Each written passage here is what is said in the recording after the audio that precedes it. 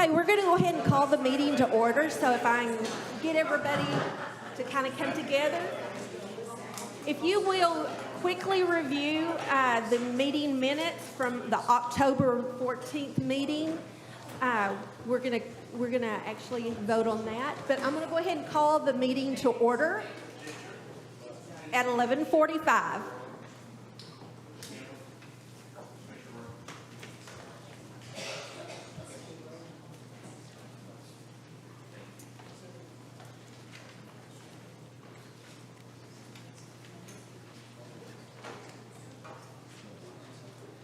So if you happen to notice any changes or anything that we may need to make to, or any revisions to the meeting minutes, just bring that to our attention.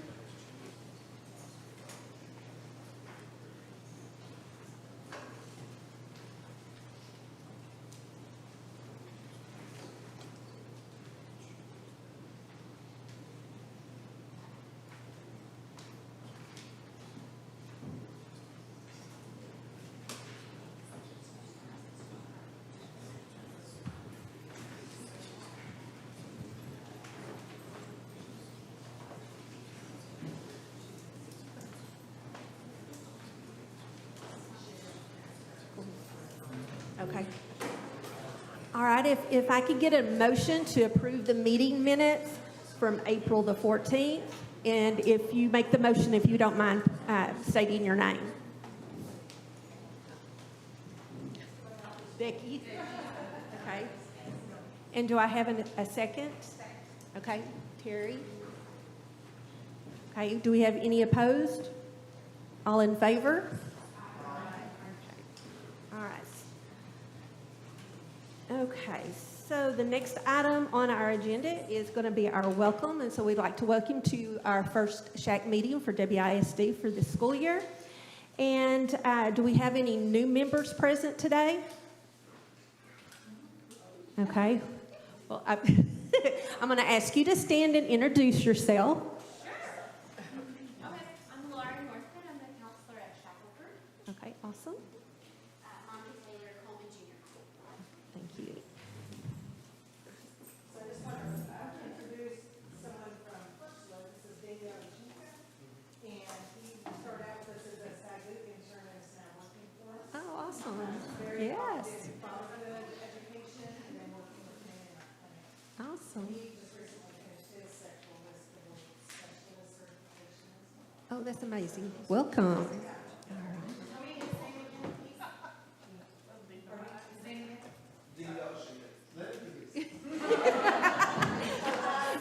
Very good. All right, I'm Erica Scott. I'm the counselor over at DAP High School Choice. Okay, awesome. Anyone else? Okay. Well, thank you all for coming and being here with us today. All right, so our first presentation that we're going to have today is the Texas Child Health Access through telemedicine, and we've got Liz that's going to be joining us here. And with her is Mark Harbeck and Stephen Foss. Do y'all want to sit up here? Or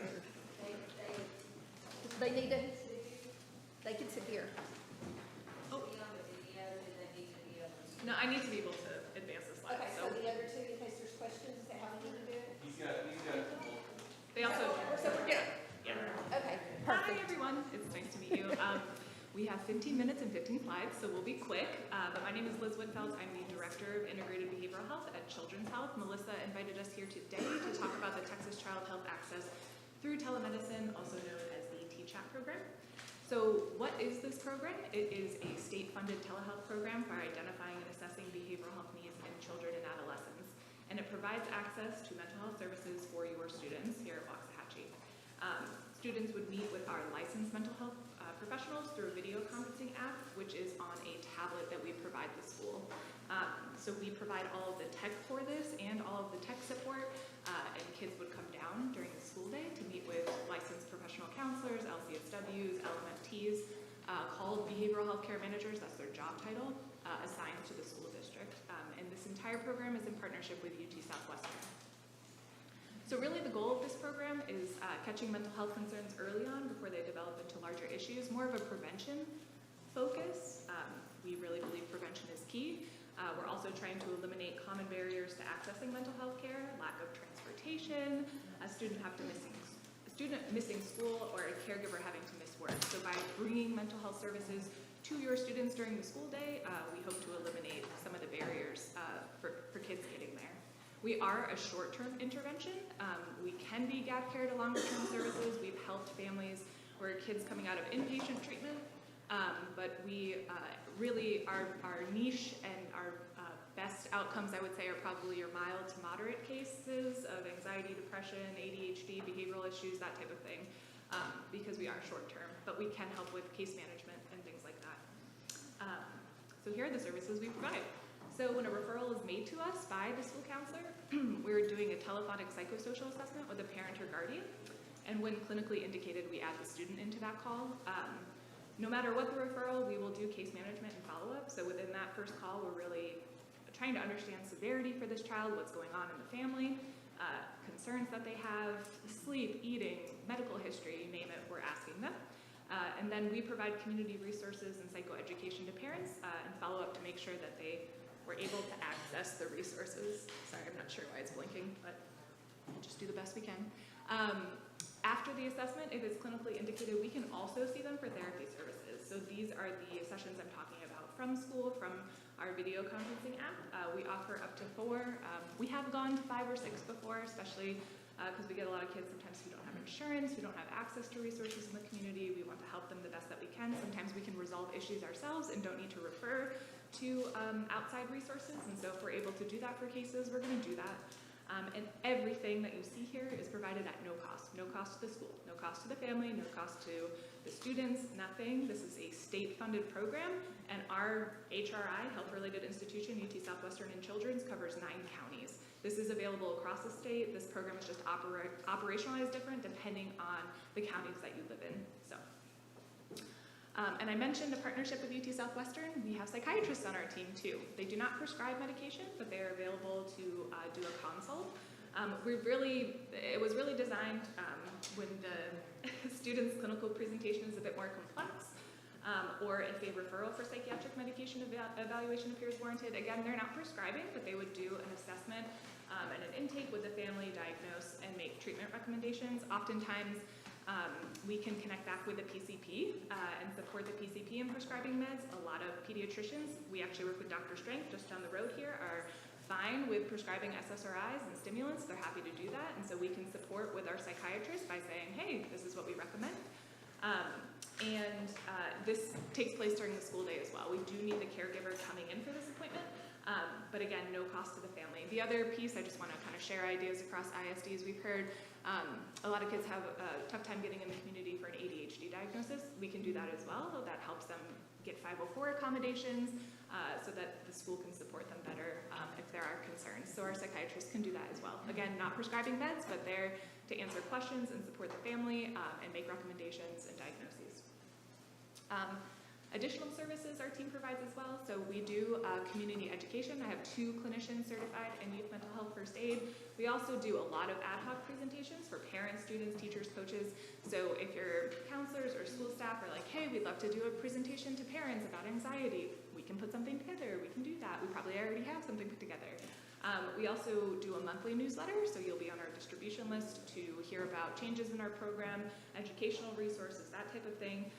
And then we provide monthly utilization reports back to the district as well. We want it to be communication back and forth about how your campuses are utilizing our program.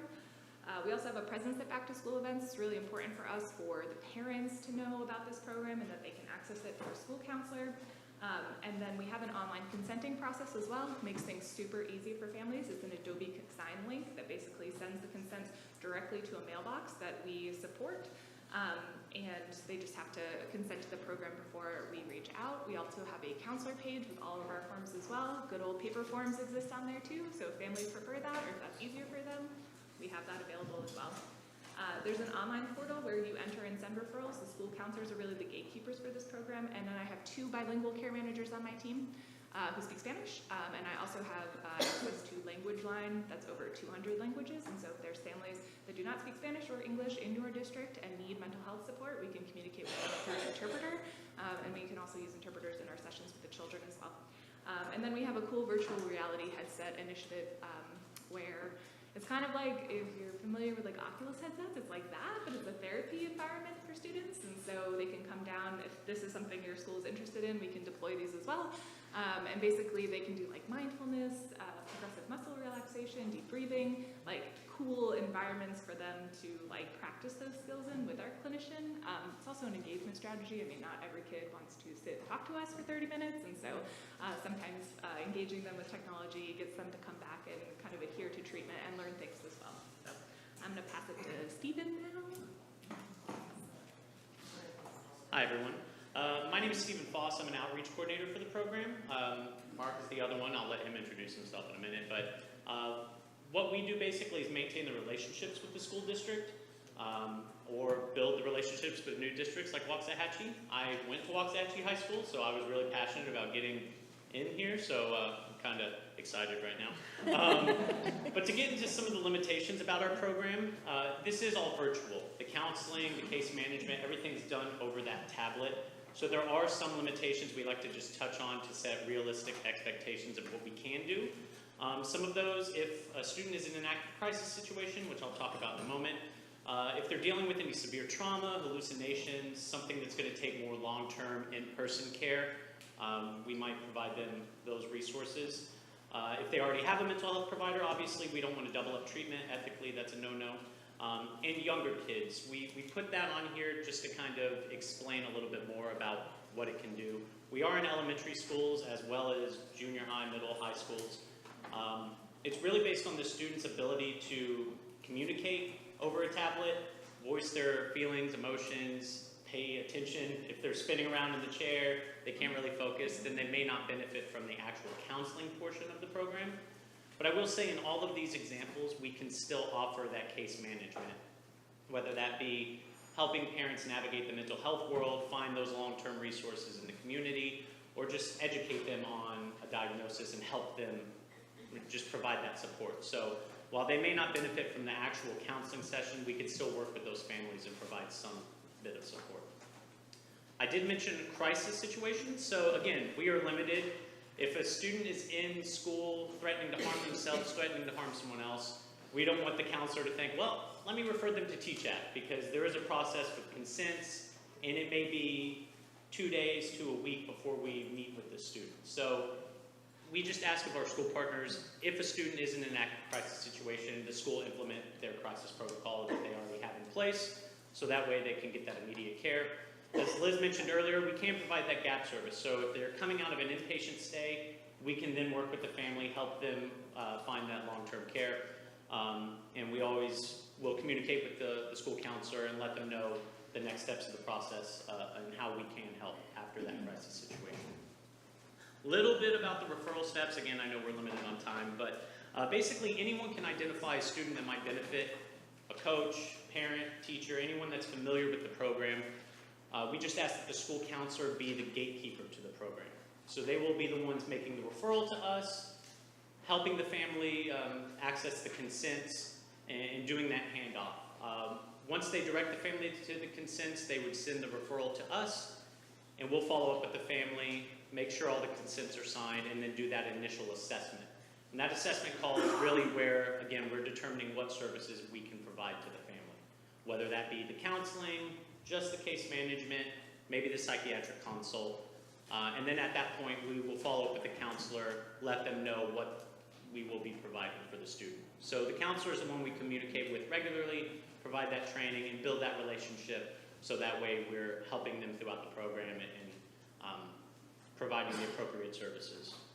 So that's just a flow chart of the same info, but I'm going to hand it over to Mark, who's going to go a little bit more into detail on the data side. Hi, my name is Mark, and actually, fun story, I used to live in Waxahachie when I first moved to Texas. So the now Teal House right across from Taco Casa, I spent 3 years living there, so happy to be back. So a lot of people say, well, it's just 4 sessions, it's short term, what can we benefit? Well, we've got data. And since our program debuted, we've had over 1,000 students discharged.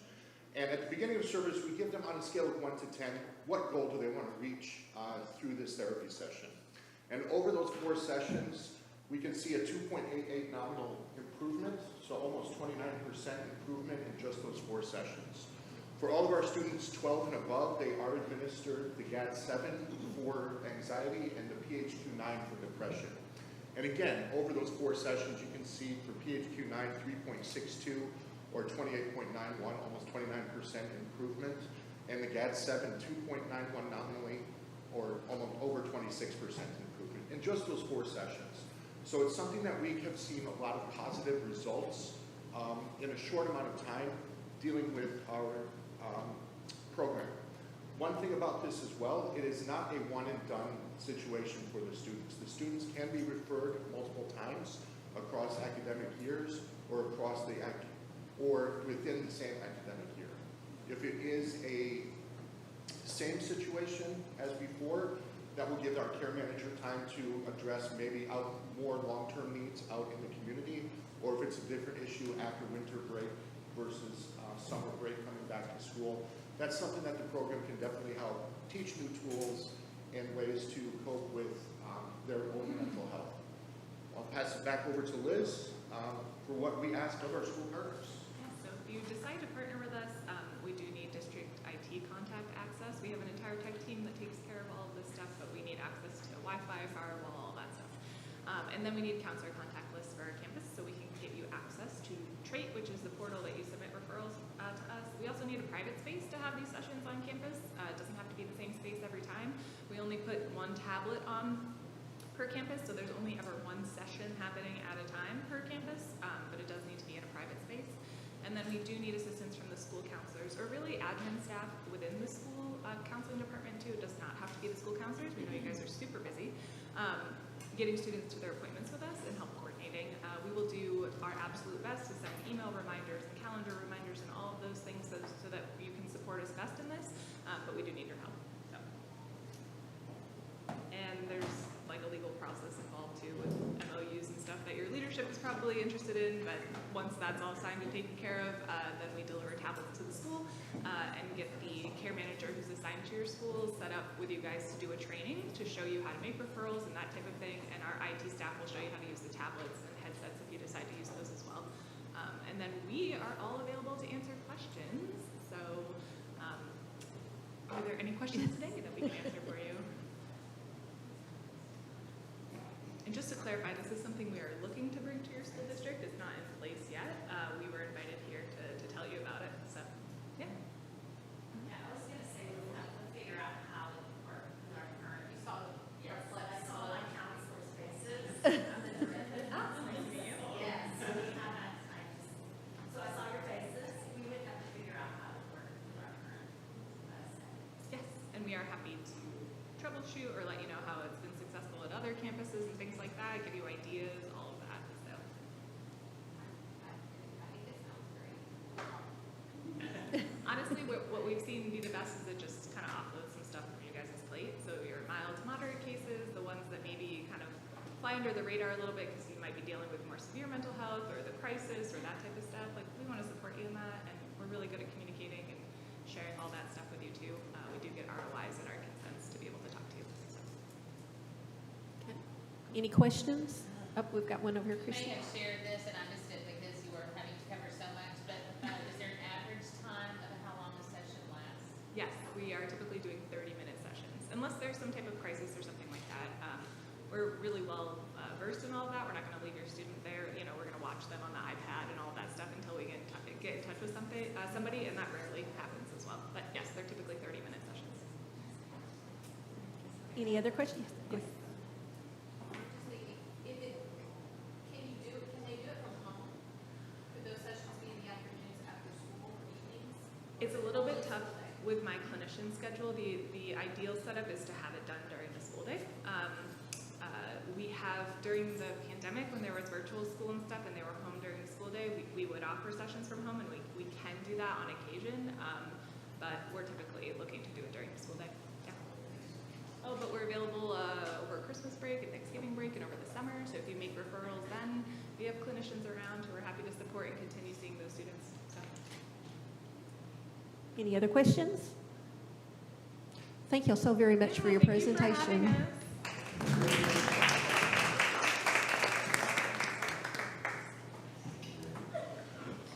Okay, so next we have Mind Above Matter. We've got Angela Hodge and Whitney Dixon that will be joining us.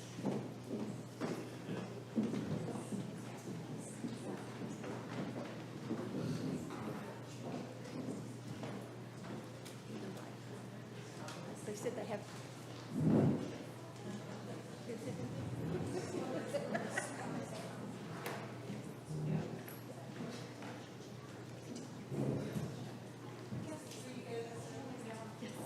She can answer questions. Yeah. She can answer questions from there. Awesome.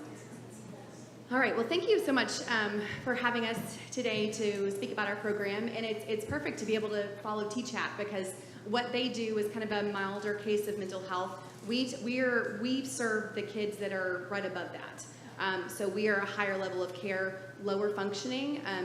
We're serving the kids who are either we're preventing them from going to acute care or we're helping them heal coming down from acute care. So we're longer term care, 6 to 8 weeks, 5 hours a day, 5 days a week for our PHP, IOP. Oh, I'm pressing buttons. I gotta stop. Go back. Okay, I gotta watch where my hands go. All right, go. Now, I'm going the wrong way. Hold on. Rewind. There we go. Okay. You just got a preview. Did y'all get that? All right. That was the speed session. So we are Mind Above Matter. We've been around for 11 years, but we've been going into the school systems for about 3 years now. So I'm from Waxahachie. I've got 3 boys here who go to the schools, Felty, Howard, and Global. So this is my community, and the reason I came to Mind Above Matter is because of what they were doing in the school programs. I was at Hickory Trail before, working acute level care, and just saw what they were doing, and it made sense to me. So we're just coming here again to present. We've been talking to Ginger to see if it might be a good fit for Waxahachie, but we're just coming to present to tell you what we do for the schools. Whitney Dixon is here with me today. She's our VP of Growth and Development.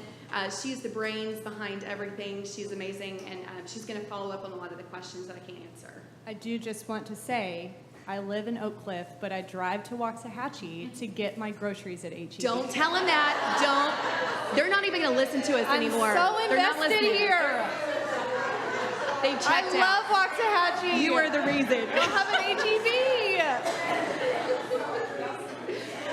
She says that at every time I bring her to Waxahachie, she says that. And I keep saying, don't tell people that. They will not like you. You're the reason I can't get a parking spot.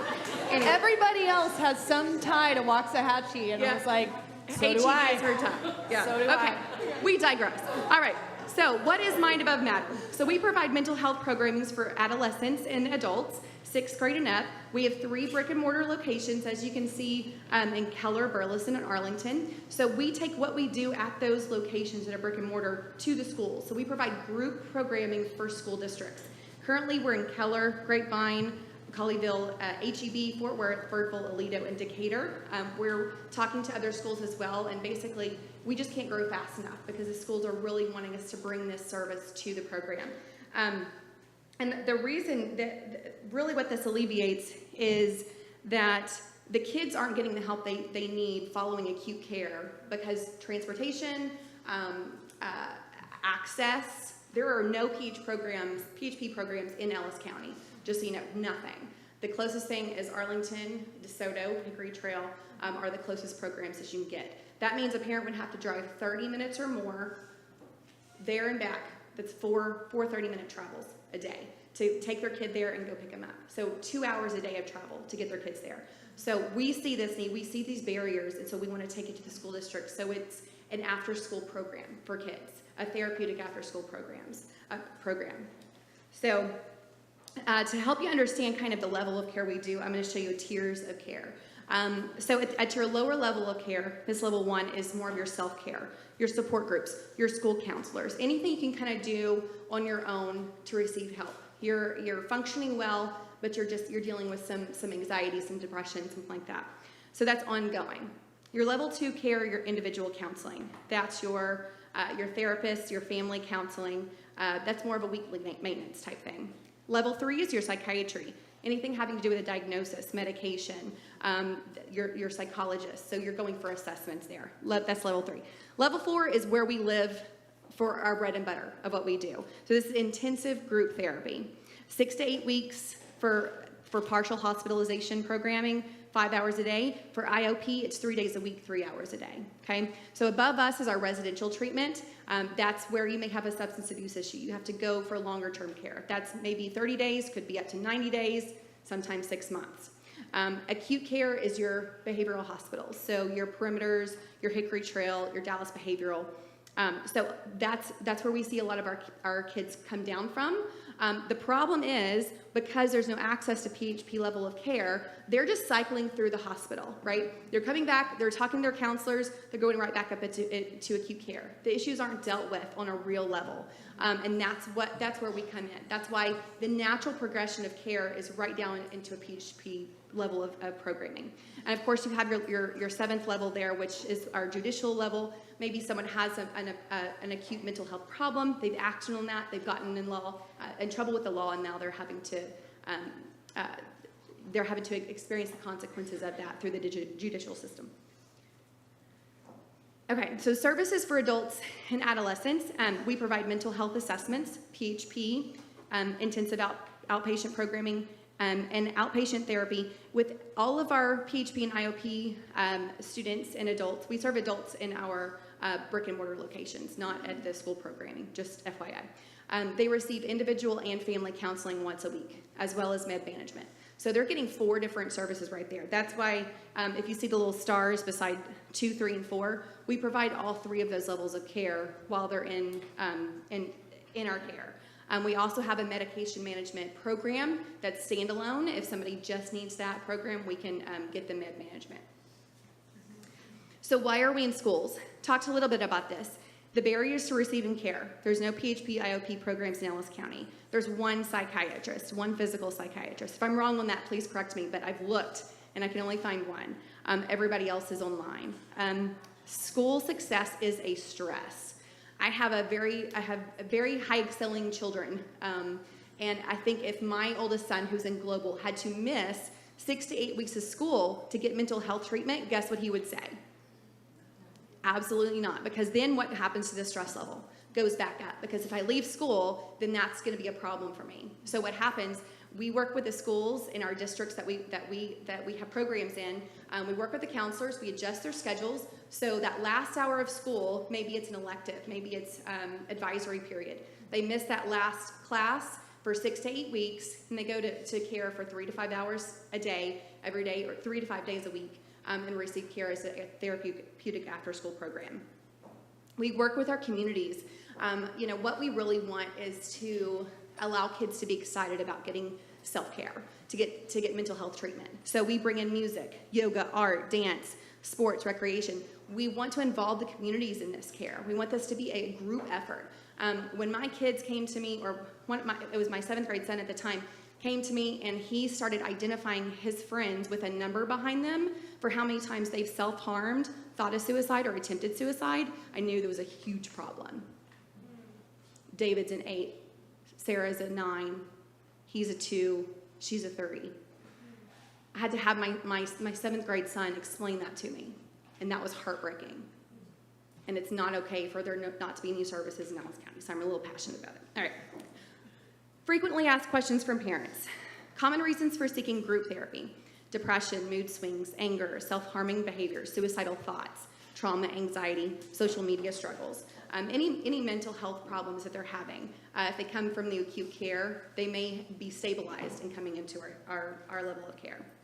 What will my child learn? They experience, they go through 2.5 hours of processing and 2.5 hours of skills training. That's your coping skills. So that's boundaries, that's core beliefs, that's communication skills, managing symptoms, psychoeducation, self-awareness, all these skills they're learning during that time. What are the benefits of group therapy? Group therapy is very unique. And offered in conjunction with individual and family counseling, It allows the kids to build their confidence together. So it almost normalizes what they're going through. So they're not just standing out. They're not broken. They're not different than anybody else. They gain. It's a confidential environment, obviously, with accountability, and they're not alone in that journey. And they're able to navigate through those different stages of their journey together. And sometimes they really find a voice in that group because they're able to motivate each other and participate in that group experience. How does my child qualify? We have, most of our assessments are over the phone initially. We have a call center that Winnie is heading up, and she does a fantastic job. We have our ISD call, what is her title? Admission liaison. Alex is amazing. She works directly with each of the schools to help referral processes go really smoothly. So how much does it cost? This big question everybody wants to know. It costs the school nothing. Kind of like T-Chat talked about, the schools provide us a space. So they give us a room to provide our group therapy in. So they help us, the counselor, we're in constant communication with the counselors of our students to help change schedules, get them the help that they need, but we provide the therapist, the programming, the tech, the curriculum for the program itself. So we accept all major insurances and some Medicaids, which if you know anything about PHP and IOP level of care, there's not many places that accept Medicaid. And we're one of those, and we're constantly talking to other insurance companies to get more contracts with them and looking at our insurance regularly. We also wanted to mention many of our schools offer, the community offers a bucket of money that we can scholarship kids, and for every 4 students, we can offer a scholarship for another student who is not insured. So how to get care. You want to take away the how to get care referral process a little bit? Yeah, I'll just touch on it quickly. Several ways: phone, email, fax. We still do that. I think it's like e-fax now. We also have a HIPAA-compliant referral platform called Leading Reach. So all of those avenues go straight to the call center. If it's not specified for our ISD admission liaison, that's okay. It will still eventually get to Alex. But like Angela said, she will handhold the family through the entire process. You all do not, or counselors, interventionists, nurses, nobody in the district needs to talk finances with the family. It's just gather the information, send it over, and we'll take it from there. It's very easy. Ideally, Alex will respond within 1 hour to let you know that she has gotten the referral and that she is reaching out to the family. She keeps you involved through every step of the way on how it's going, what the outcomes are. And then hopefully, as fast as the family wants to move to get their child into treatment, if we get a referral the morning of today and we get everything lined up, ideally we can get the student into their appropriate level of care next business day if all gets lined up. And that's kind of the pyramid of the flow of referrals. We receive referrals from psychiatrists, doctors. We'll, I'll let the whole community know that we're here if we were able to bring a program here. And that's what we do in our other districts as well. Our counselors are out in their communities letting the community know of our services. So we want to help these kids. We want to be visible, program where we are. And that's really the purpose of it. Programming, I talked a little bit about it already. Process, skills, individual, family. Yeah, so I guess that's it. Mm-hmm. Any questions? I know that was fast and furious. Miss Taylor. Eating disorders, is that something that you would cover, or is that too specific? Case-by-case basis. So if eating disorder is I always use the whack-a-mole analogy. If eating disorder is what's popping up and it's the most acute issue, we would probably have to refer out for stabilization acute care. And then once that has been stabilized, then we can take them on an outpatient level. But if it's not, and it's a different issue, that's the main issue, then you would Possibly, yes. I know that our director of clinical operations will pretty much look at everything. Yes, ma'am. How long are the sessions and how frequent? How How long are the sessions and how frequent? Yeah, so I'll go back to this one. I kind of skipped over a little bit. So the PHP program is 5 days a week, 5 hours a day. And then the IOP is a little bit lower level of care, and that's 3 days a week, 3 hours a day. After school, yeah. They'll release, in some of our schools, they release about 2 o'clock. Some of them are 2:30. Just depends on kind of the best schedule and how we work with the counselors and how we would kind of schedule it for the district. It's a long day, but if you look at it in the long run, we're saving these kids' lives. An analogy that I like to use for the PHP level of care and IOP level of care, think if you had a major surgery, right? You're not going to get out of the hospital and go resume your life without physical therapy.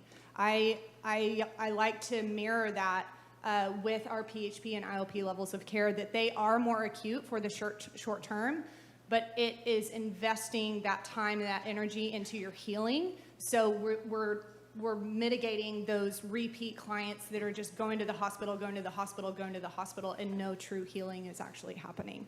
Yeah, and we both came from that kind of level of care. We've seen it, we've been there, and it's a tough space, and we know these kids are truly needing that healing. Yes, sir.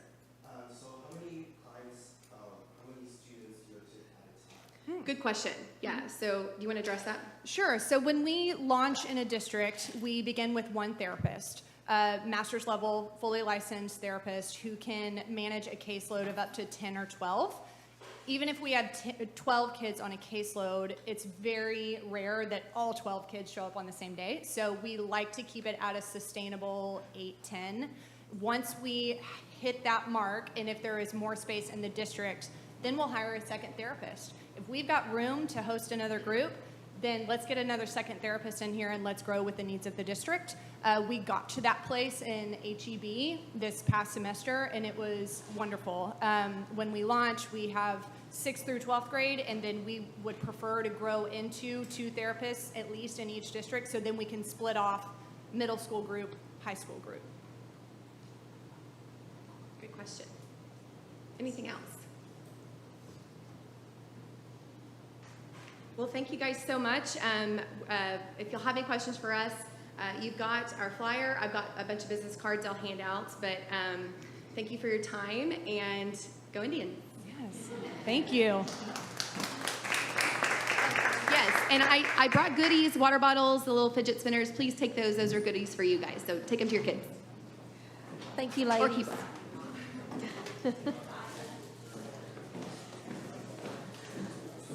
All right, so now we're going to go into our SHAC updates, and as far as Reach Council, we've got the upcoming prescription drug take-back event that's going to be on October, I believe it's the 29th. More information is to come on that. I'm going to ask Tom, we're in the process of doing things for preparation for Red Ribbon Week, so I'm going to ask Tom to address that. Tom Dolach, Director of School Programs at Reach. Basically just, I've been in contact with most of the counselors, I believe, from Waxahachie, so thank you for communicating with me. If you haven't communicated with me and you're looking at presentations, not just for Red Ribbon Week, but throughout the school year, you know, one of us, we're getting filled up pretty quickly, so please make sure to touch base and get you scheduled to take care of. And I will also kind of piggyback on that too. We do offer parent presentations. So if there's an issue that you're seeing at your school that you would like for us to address the parents, we have our hidden in plain sight presentation. So we bring out our little mock bedroom set up, and then we kind of share some of the things that are hidden in plain sight. But we do various presentations on that. So just let us know if we can be of assistance with that. Next, we have the WISD security update, so I'll turn it over to Lieutenant Josh Oliver. I believe with regards to this meeting, just some of the things I wanted to hit on. If you believe what you read online, there's this huge vaping problem going on at the high school. I'd like to say that yesterday our security team, along with administrators from the school, checked the backpacks of over 380 kids. So that's 10% of Waxahachie High School. Ran them through metal detectors, checked backpacks, and didn't find a single vape pen yesterday. So I think that's pretty good. We randomized that, so when traffic's pretty light, We do 1 out of every 7 kids. As it gets heavier, we'll do 1 out of every 10. And then right before school starts, when most of them come in, we do about 1 out of every 15 kids goes through and gets checked. But we didn't find a single vape pen or anything else amongst those kids.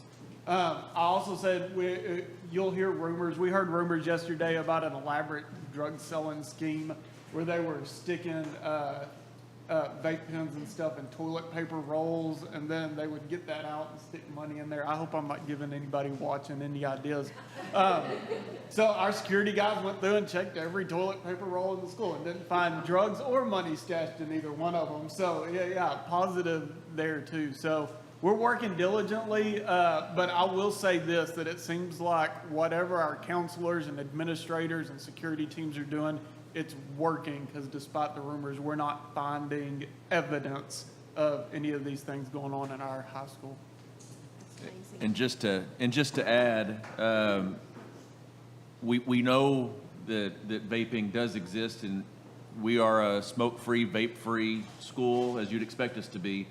We are going out for RFP right now in our bid process. We're soliciting bids on providers that can come into our secondary bathrooms with vape detectors. So if the blueberry cream cheese odor starts wafting, it will alert, tobacco smoke as well, but it will alert, and ultimately there'd be something that a campus administrator would respond to, not so much security or law enforcement, but a campus administrator could then discipline for smoking in the boys' room, so to speak. So we should have those vape detectors in place at the high school, global high school, junior high schools this year. So that's a solicitation that we have sought, and we'll be bringing to the Board of Trustees sometimes later this fall. Okay, awesome. It's always good to be proactive on things like that. Let's see, we've got our counseling update with Ginger Robinson.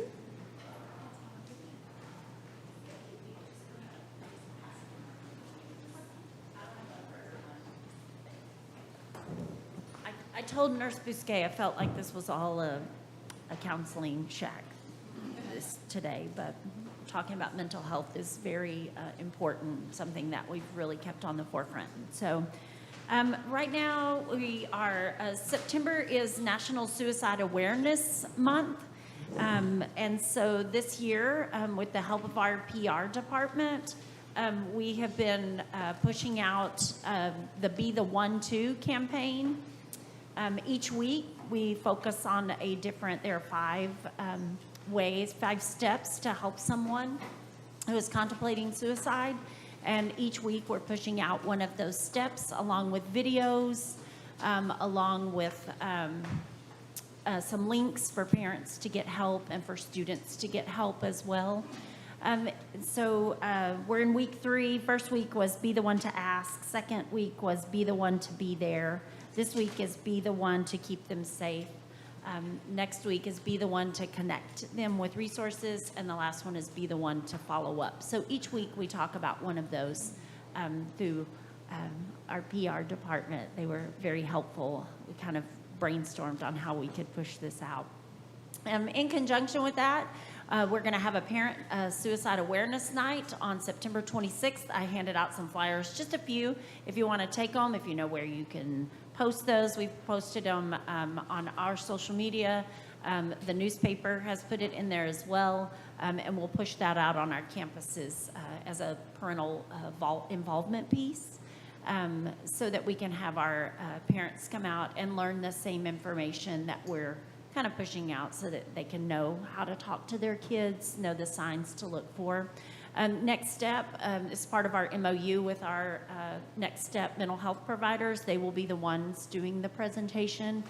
They did it last year as well, which we had about 40 people turn out. It was a pretty good turnout. We're hoping this year we have more, just with the heightened awareness of suicide, with this being National Suicide Awareness Month. So I just passed out a few of those flyers. When you say we're pushing that information out, what's that? Where are you pushing it to and where? So we have it posted on all of our social media websites, WISD. I know that Ms. Harris has requested it to put it on the Waxahachie High School site as well. Ms. Trull, do you know some other places that I'm missing? Well, it's the Facebook, Twitter, and Instagram, for sure. And then, those are the social medias. And Ms. Bridges has put it in our drumbeat. So it's, So is this going out to students too, so that the students know, be the one to ask, be the one to, I mean, how are kids finding out about it? if they're on our social media sites, that's really, I mean, that's kind of where we've pushed it onto right now. That's kind of we'll do our student presentations. They are set for October for our students at Waxahachie High School and Global High School. Yes. Mm-hmm. Yes. Any other questions? That's a good question. I was thinking it might be an idea to ask the athletics pages to possibly share the WISD codes, because I feel like that's where students follow most, or is the athletics pages. Okay. That would be great. I'm looking at them, looking at my coaches. I took some of that information and I made it, turned it into an announcement today. Oh, good. I started making those announcements instead of Project Wisdom. Okay. So I plan on going through all 5 steps, but that was my thought this morning. How are the kids seeing this? I know the parents are seeing it. How are the kids seeing it? That's good. Well, and we can definitely talk, I mean, we still have plenty of time to get it out there. And each step, even though we only talk about one step, the video presentations that are included with it have all 5 steps so that they'll know if they, and it's like short 2, maybe 3-minute video on what the steps are and how to help someone. Good question, and that's a good suggestion. The other thing I wanted to give an update, so on our Next Step counselors, last year they are our mental health counselors who are housed on all of our campuses. Last year we had 20 days of service, meaning in a week we have 20 days. So it's kind of, it's tricky. So in 5 days, we get 20 days of service. So they're out on campuses. I don't know how to explain this. On average, 4 people a day. So they're around the district. I've tried to explain it to Ryan. This year, the only reason I'm telling y'all that is this year we got to increase to 25 days a week. So we've got 5 additional days of mental health counseling that they are in our district and can be out on campuses working with our students, which is great because that's just more students that they can see. So we did get to increase that, our number of mental health days. The other thing we are doing is, of course, Tom mentioned that Red Ribbon Week is coming up for October. We also have our mentoring programs happening at all 3 junior highs and with the 9th grade. And then we have our new Mentors Cares program at Waxahachie High School. And hopefully we can get them to come next month and give a presentation and kind of let you guys know a little bit more about Mentors Cares and how they're fitting in with our school system. That's it. Thank you, Ginger. And next we have our WISD health updates with Melissa Bousquet.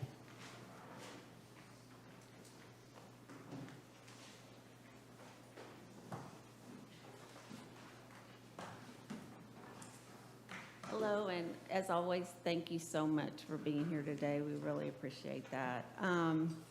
I'll start with drug testing. We are going to take off with that. We usually begin in October each year, so that is ready to go. I'm rapidly getting my drug testing pool all together as I gather rosters, but that's always a really time-intensive thing to do, and I really work hard to get that done, I promise.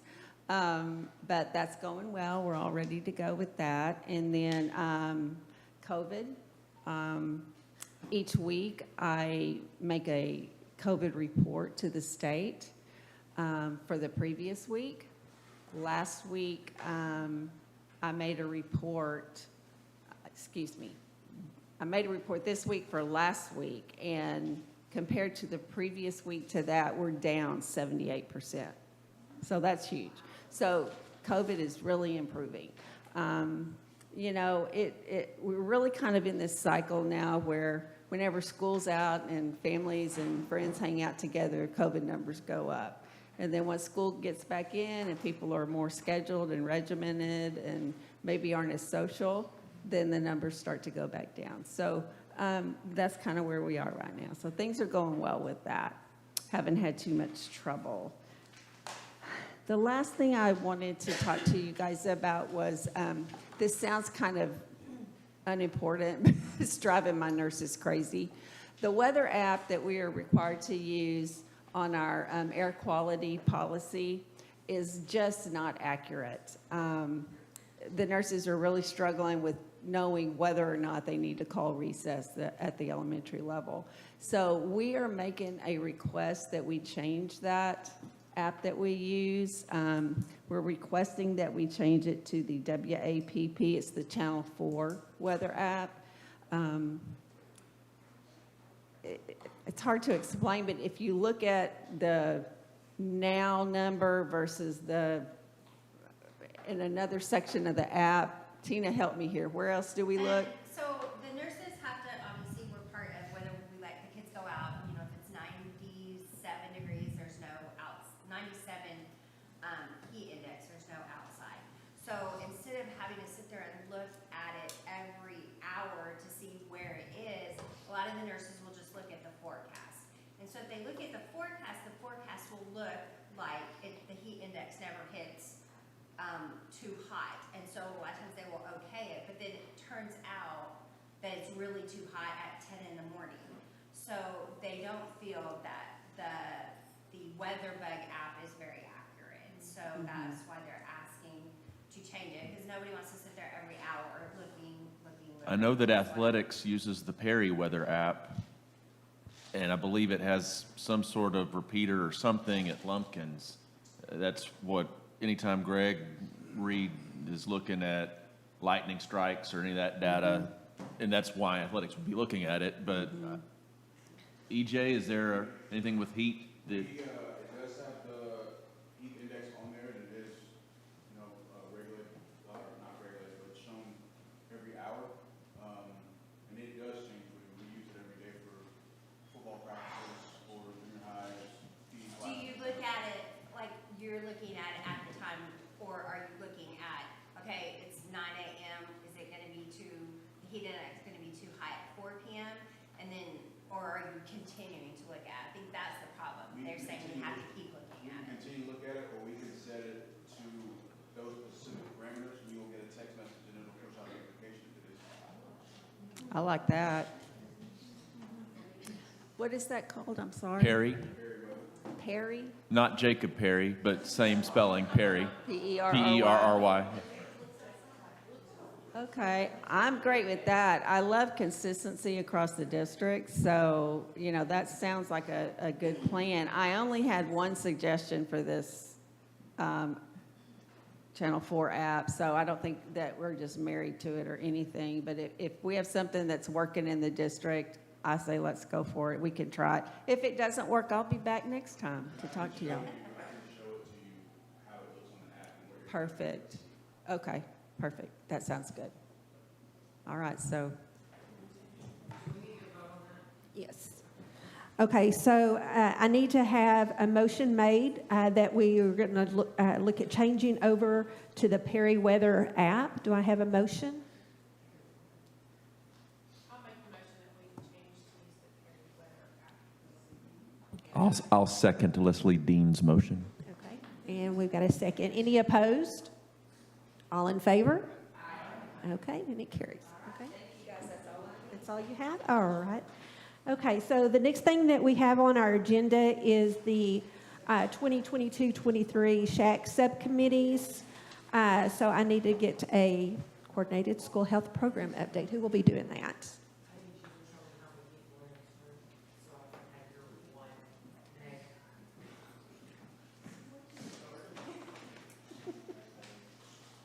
Who's doing the subcommittees?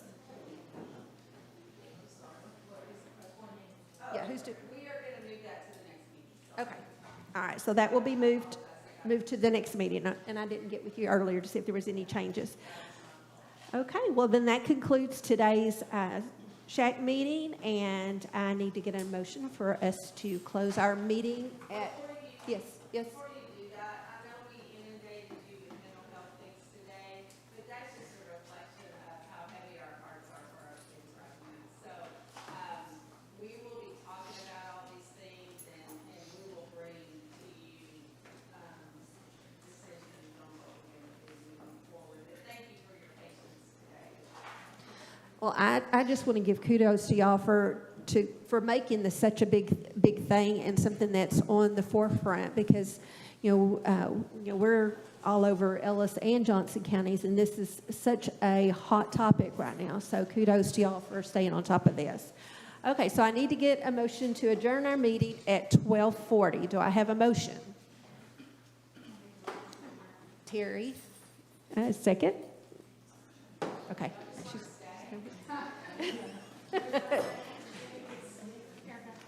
Erica, thank you, Erica. Okay, well, I'm sure we won't have any opposed, so all in favor? Okay, thank y'all so very much. Next meeting, November 17th.